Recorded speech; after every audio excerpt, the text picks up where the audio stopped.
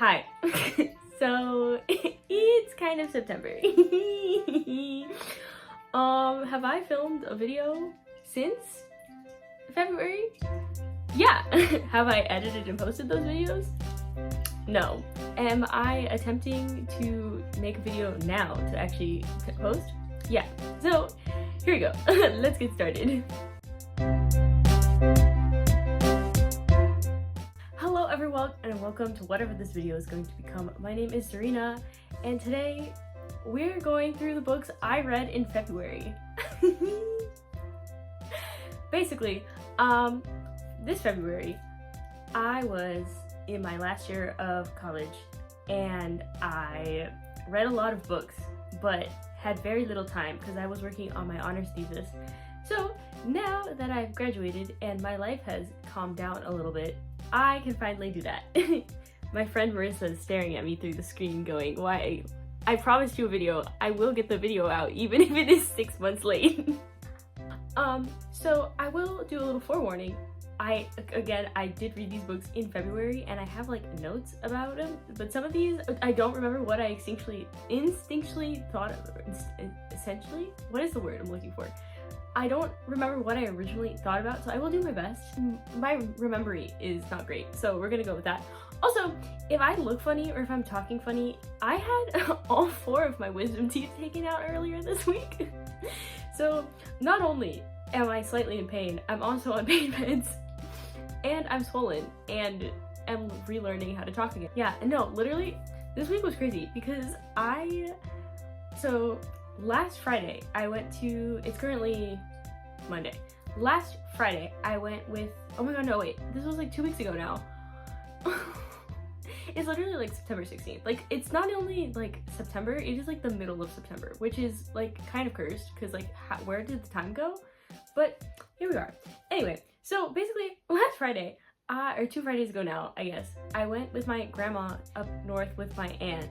And we were at her house, and the Monday I had to come back because I had wisdom tooth surgery.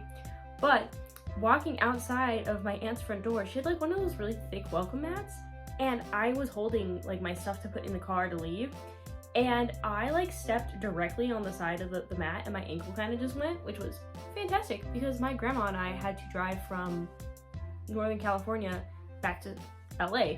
But the best part is, so I've been driving for approximately like a month and a half. I've had my license for literally like barely a month and a half.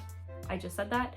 Anyway, and I had only driven on the freeway once previously on the way up. So my ankle is sprained and I have to drive. So yeah, that was a fun experience.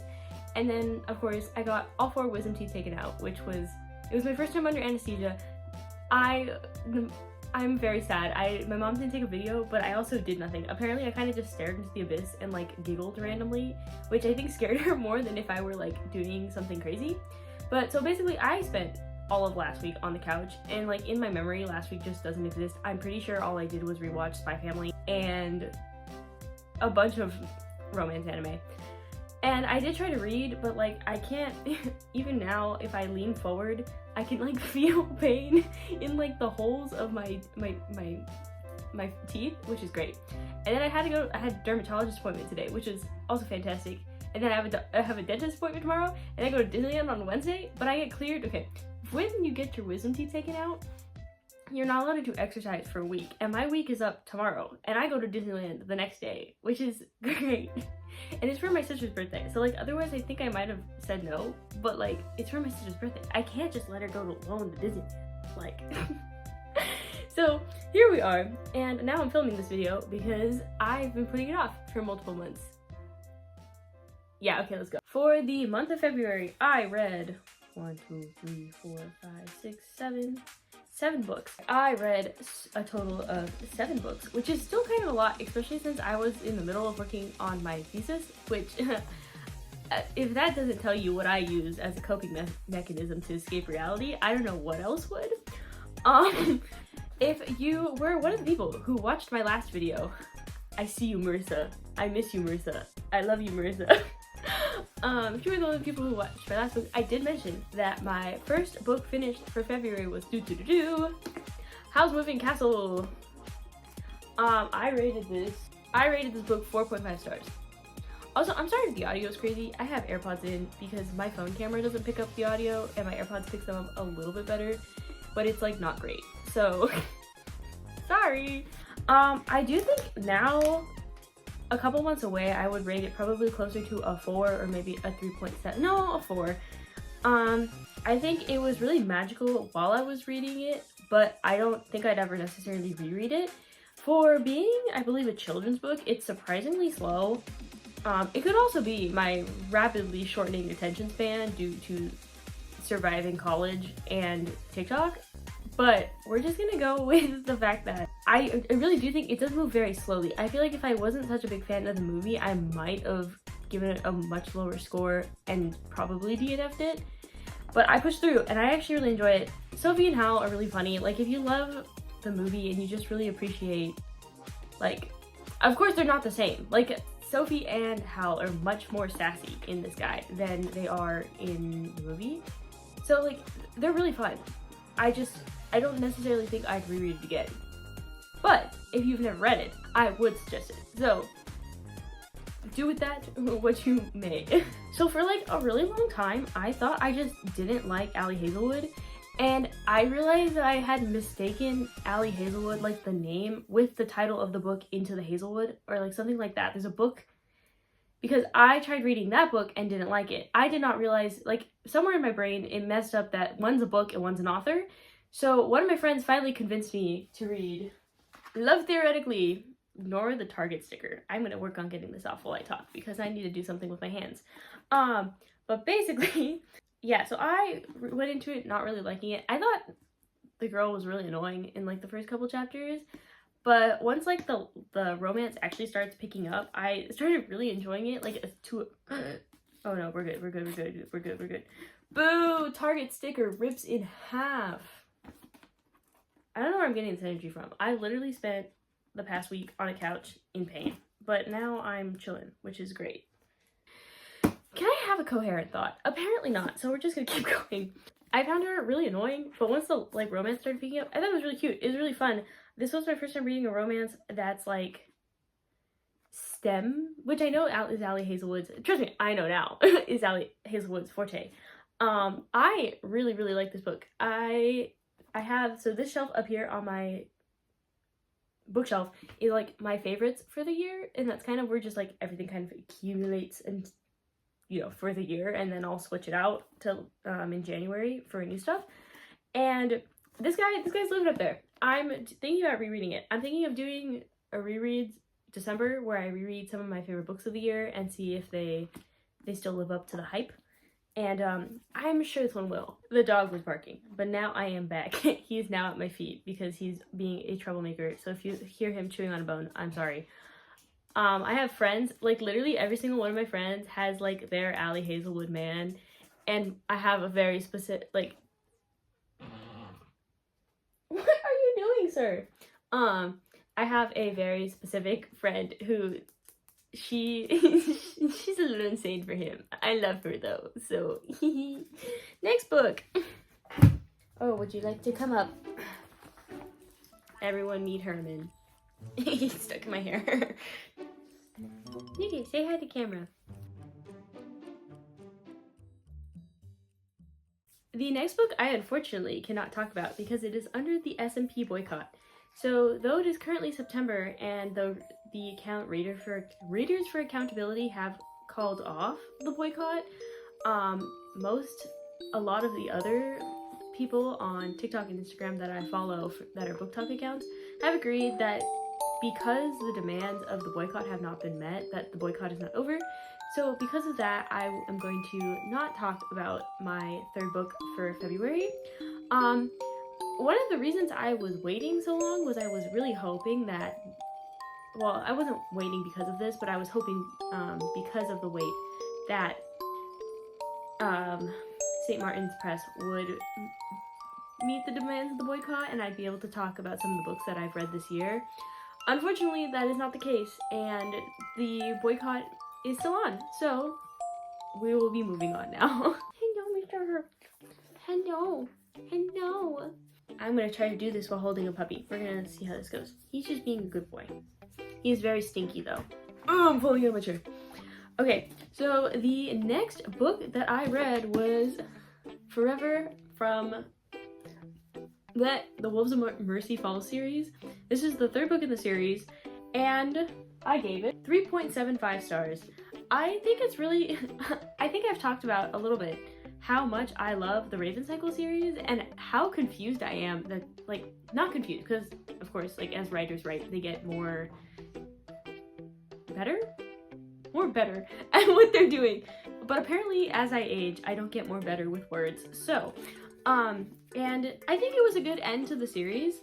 I don't think it was anything, like, the whole series as a whole wasn't, like, anything too special. I believe my highest rated one for the highest rated one for, hi, can I help you? Oh, hello. Hello. This is my highest rated one for the series.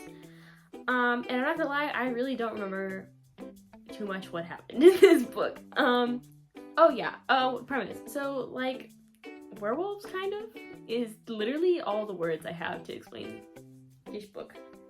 He's such a weirdo. He loves sunscreen. He, like, loves licking sunscreen off of your hands, your face, your body. He literally will, like, in the morning, he's terrible because he knows everyone's putting sunscreen on for the day. My fifth book of the month was The Tempest by Shakespeare, except by William Shakespeare. That's what I meant by Shakespeare. Whoopsies. William Shakespeare. This one was from a series of Shakespeare plays called Play on Shakespeare, and this one was edited by Kenneth Cavander, I believe is how you pronounce the name. So apparently, according to the foreword of this series, it's basically a project done by, like, a department of a university to make Shakespeare translated for the modern day audience. And it was up to, each play has a different author who translated it, and the translations are done in accordance to, like, what they consider being a translation. So, like, this one, the author, like, was like, or the writer, the editor was like, I translated, like, I don't remember. But I did remember, so it was decently an easy read for it being Shakespeare, and I was able to get through it without problem, and it's relatively short, so it was good. I gave it about a 3-star. So something to know about my rating system is, like, 3 stars are, like, yeah, like, they're a book, they exist. I don't have any attached feelings to it. My AirPods are gonna die. No, I don't have attached any, like, real feelings for it, but I'm also not against it. I feel like if you do have to read The Tempest and, like, a professor is not telling you, like, what specific version you have to read, I almost dropped it. This one's a pretty good one. Yeah, and I remember there's something about an island and, like, a storm, aka The Tempest. I did think it was really funny, which surprised me, because, again, it's Shakespeare, and, like, had to read Macbeth, like, 3 times for a class, and, like, watch it. Yeah, and, like, that's all I remember. So, yeah, it was pretty good. Okay, next. Back on the discussion of me thinking I didn't like Ali Hazelwood books, but then turns out I was really incorrect about that. The next book of the month is The Love Hypothesis by Ali Hazelwood. I don't actually have this book on me. I borrowed it from a friend, so we're gonna imagine it. If you're on Book Talk, you've probably seen the cover. You don't need me to show you the cover. Huh, that's funny. I rated it a 4.25 when I rated Love Theoretically a 4.0. I was about to say that I didn't like it as much as I loved Love Theoretically. Apparently, me in February thought that Love Theoretically I enjoyed it less than Love Hypothesis, but me now, I remember liking Love Theoretically better than Love Hypothesis. I do understand it being Reylo fanfic. Am I personally a Reylo shipper? Yes, so therefore do I not have a problem with it? Also, yes.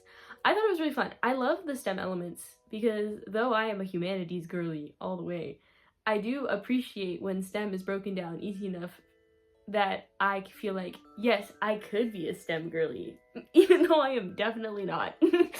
Yeah, I had a good time. Like, Ali Hazelwood's books are just a good time, and that's what that one was. So, next.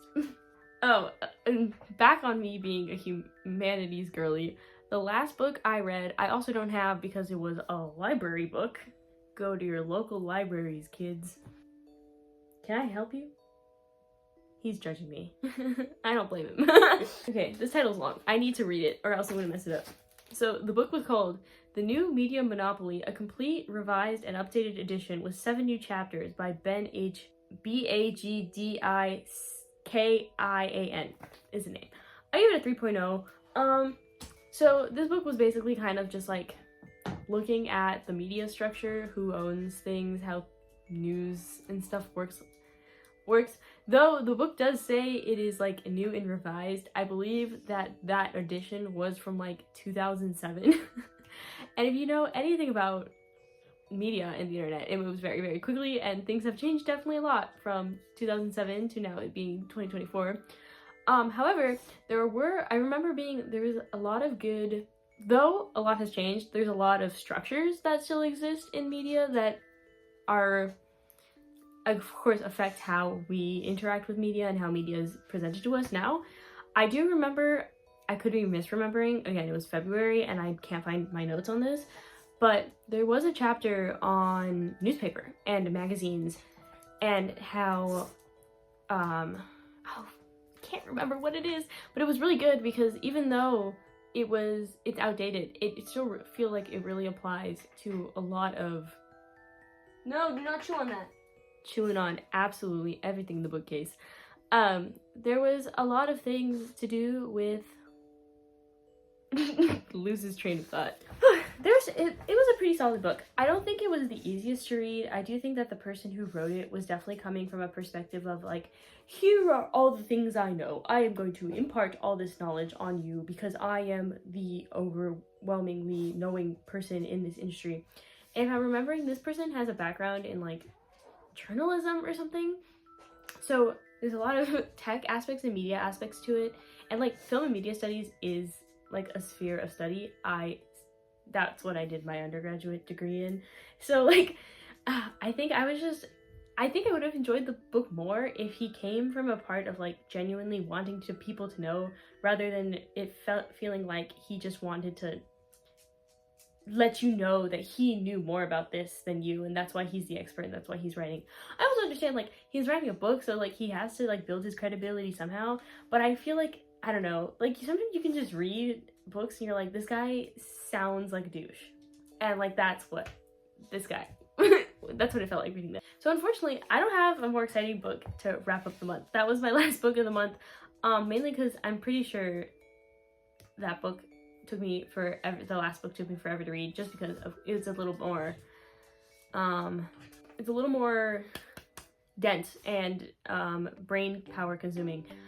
So with that, thank you for watching. Hope to see you again soon, at some point next time. We'll see. Bye bye.